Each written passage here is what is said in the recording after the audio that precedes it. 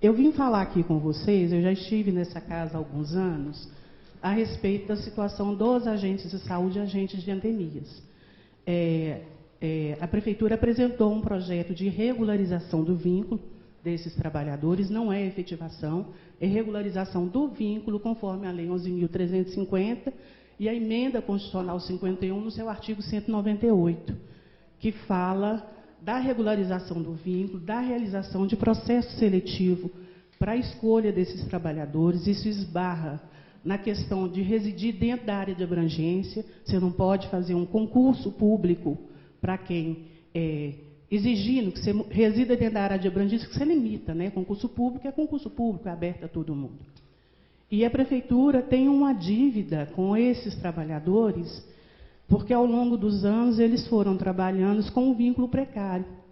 E a Lei 11.350 de fevereiro de 2006, ela define que as formas de contratação desses trabalhadores é através de processo seletivo, e o contrato ou é emprego público, que é a carteira assinada com fundo de garantia, ou é o cargo público, que seria o mesmo que o efetivo, mas não é efetivo.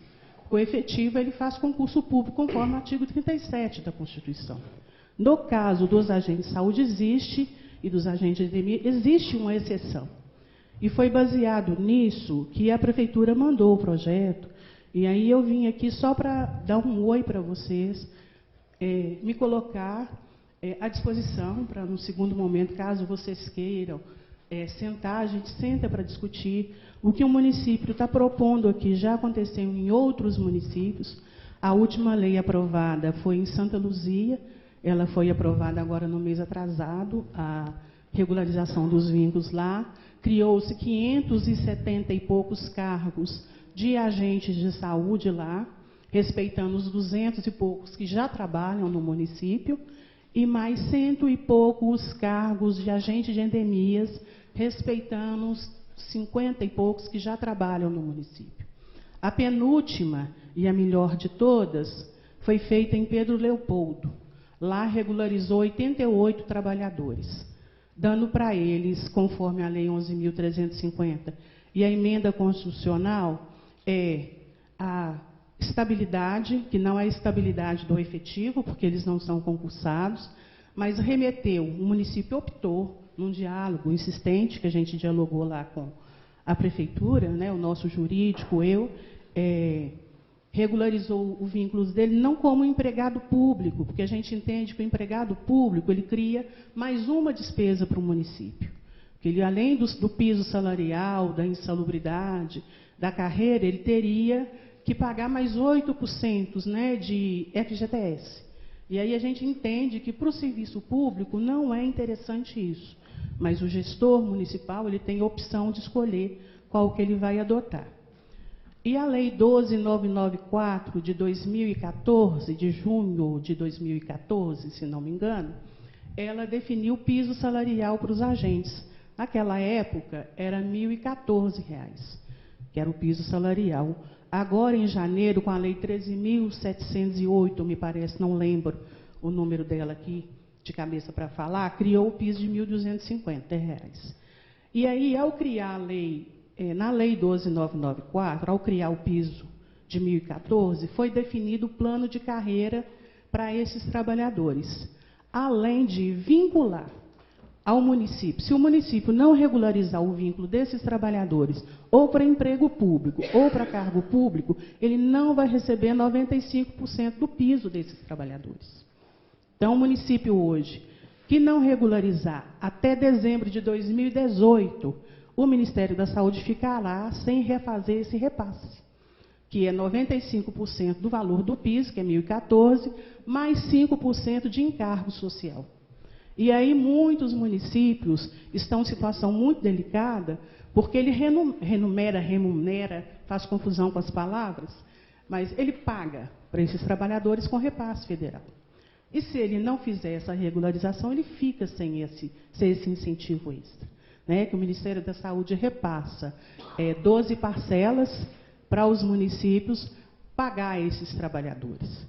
Né? Era essa a primeira conversa que eu queria ter com vocês. Eu Eu estou aqui para responder alguma pergunta, alguma dúvida. Se não, se vocês acharem por bem, eu sugiro, inclusive, que a gente faça uma audiência pública para debater o tema, né? Se for necessário, o nosso advogado vem para poder fazer a discussão.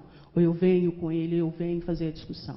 Eu trouxe o material hoje, mas o adiantar da hora não dá para expor nada. Está todo mundo cansado. Os próprios trabalhadores que estão aqui depois de um dia trabalhando, né, aguardando, eu acho que não é interessante. Mas era isso, eu tenho aqui esse material que é do Ministério da Saúde, orientando como regularizar o vínculo, né? Essa iniciativa aconteceu desde 2006, a regularização do vínculo dos agentes, elas não foi um milagre que aconteceu, ela não caiu do céu, foi um movimento de agentes de saúde do Nordeste, né, da região Nordeste, que se organizaram e fizeram um projeto de lei de iniciativa popular. Recolheram assinaturas e conseguiram mudar a Constituição Federal. Pela primeira vez, criando essa regularização de vínculo, abrindo uma exceção, que o jurídico fala, né, doutor, que é uma atecnia, aí a gente prefere discutir que é um avanço na discussão de garantir o vínculo desses trabalhadores. Agora, eles mudaram de novo, criando o piso, né, mobilização desses trabalhadores em Brasília. Eles estão sempre nos gabinetes, sempre nas câmaras, discutindo, conseguiram implementar o piso salarial em 2014.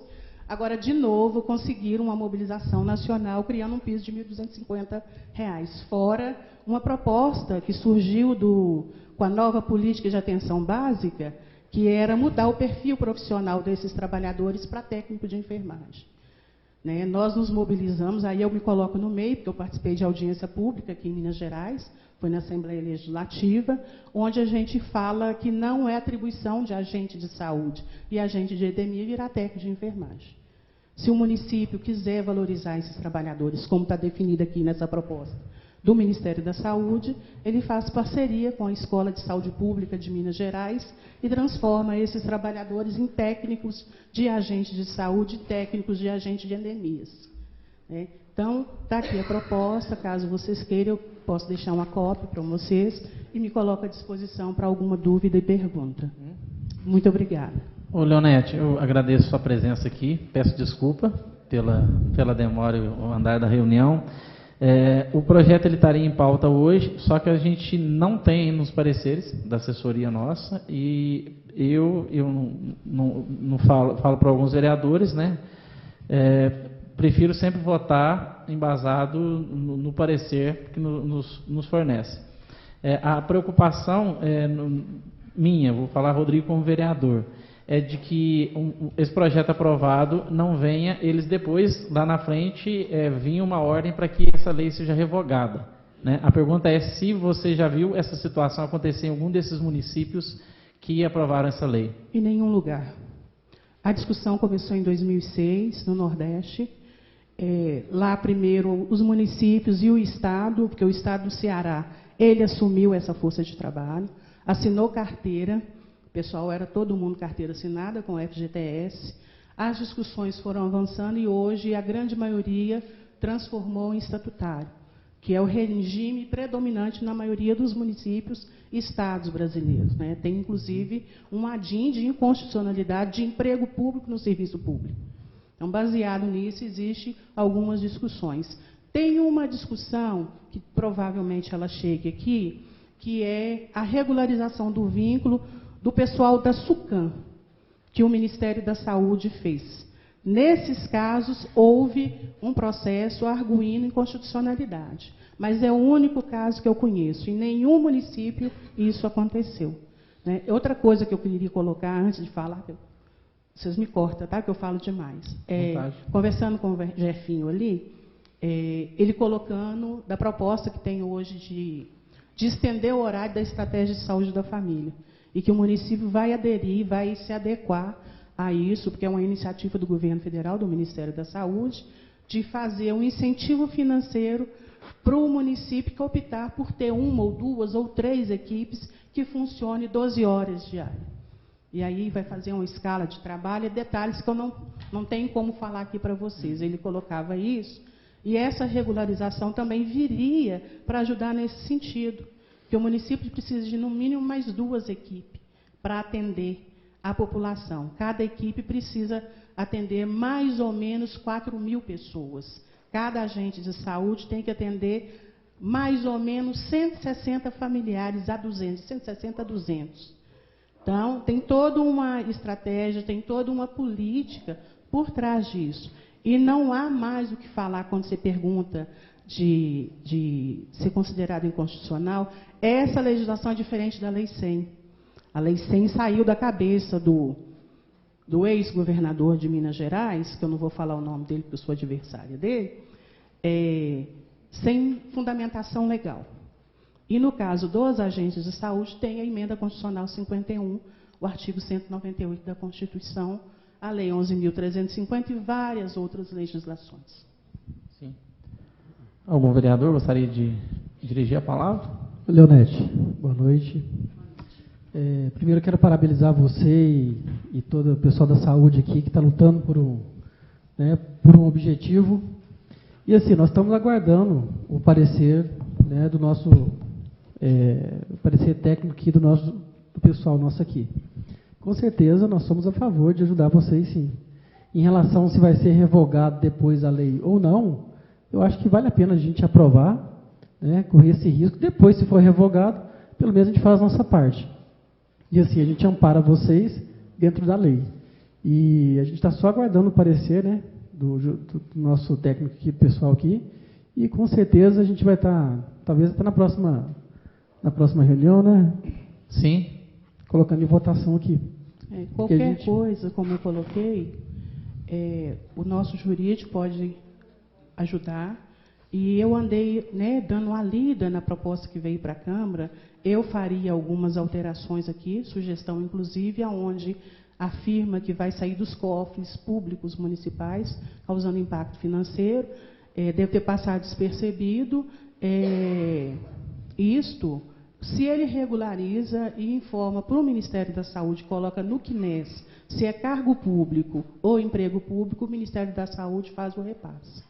Então, eu queria fazer algumas observações, mas eu acho que a gente pode conversar num outro momento, que a hora já está... inclusive o Pablo, depois, né, o nosso assessor jurídico, ele vai estar conversando com você para vocês se entenderem, porque assim, a Câmara quer ajudar, claro. E é justo também o pessoal, né, ter uma estabilidade. Porque esse negócio de entra prefeito, sai prefeito, será que a gente fica, será que a gente sai? Isso aí é uma coisa que traz para a gente uma insegurança muito grande. Então a gente quer ajudar eles com certeza, né? E Pablo, você depois senta, né, Pablo? Para vocês se ajustarem, né? E se depender de nós, com certeza nós vamos... Doutor Pablo, você podia pegar uma cópia desse ofício que ela está, você levar para você estudar lá, para que tenha uns pensamentos bacanas. Aí vocês trocam os e-mails, então, e entram em contato para que possa dar certo para o pessoal. Em todas as casas legislativas que apresentamos esse projeto, ele foi aprovado por unanimidade. Nós fizemos isso em Patos de Minas, Vespasiano, Pedro Leopoldo, Janaúba, Brasília de Minas, e tem municípios aí que a gente conseguiu fazer essa legislação por ser uma proposta de apelo, né, mesmo, de reconhecimento, de valorização. Ao regularizar o vínculo, por exemplo, de 40 trabalhadores aqui, vocês estão regularizando e dando estabilidade para mais de 200 pessoas. Porque atrás de um agente de saúde tem a sua família, tem o usuário que ele atende, né? A cara da saúde pública é a cara do agente de saúde e do agente de EDM. E eles já estão trabalhando, né? Já estão trabalhando. Deixa eu falar, não sou falando. Leonete, essa questão aí, dessa informação que você falou, que teria que modificar ali, colocar, que tem que ser informado ao Ministério da Saúde, lá, se é cargo público, tal. Poderia fazer um favor, a gente entrar em contato com o doutor Hilton, né, que é o procurador jurídico do município. Nós já estivemos com o doutor Hilton. E passar isso, porque às vezes ele manda já complementando essas coisas para o dia de votação. Ele já faz os ajustes necessários em tempo de votar. Eu acho que seria interessante. A casa também pode fazer emenda. A casa legislativa também pode fazer emenda, pode fazer supressão. Claro. Né, mas para a gente não fazer errado, né, vamos ser objetivo assim, no sentido do procurador manda um substitutivo, complementando aquilo que necessário for. Ou, doutor Papo, colhendo o assunto, a gente faria essa emenda no que... Estica daqui, estica dali, né? a gente acaba chegando num consenso. Para poder dar certo e ficar com condições de receber da União, né? Do Ministério da Saúde. A intenção aqui é contribuir e fortalecer a defesa do SUS. Eu, enquanto trabalhadora do SUS, acabou que eu não me apresentei, eu sou técnica de enfermagem, eu, enquanto trabalhadora do SUS, eu preciso ser valorizada. Não tem como defender SUS se não valorizar o trabalhador da saúde. Porque um não existe sem o outro. O maior empregador de profissional de saúde no Brasil é o Sistema Único de Saúde. Daí a gente corre o risco de perder